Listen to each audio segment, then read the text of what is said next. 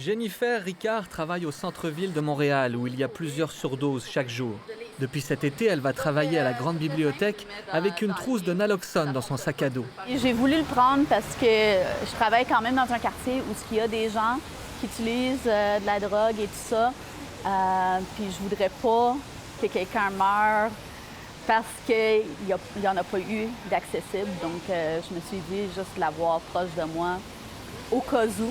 La naloxone permet d'éviter un arrêt cardio-respiratoire provoqué par une surdose d'opioïdes comme le fentanyl. C'est quelque chose de très simple à utiliser, c'est nasal, c'est gratuit. Donc si ça peut sauver une vie, pourquoi qu'on ne le ferait pas? Jennifer n'est pas seule.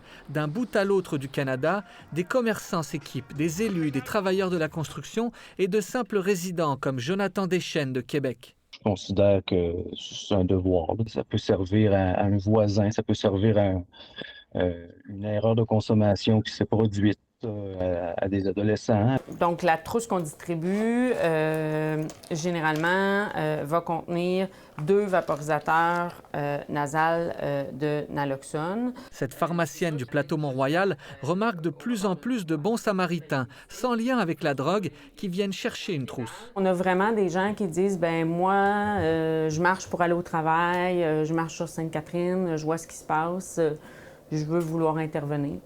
On en voit de plus en plus.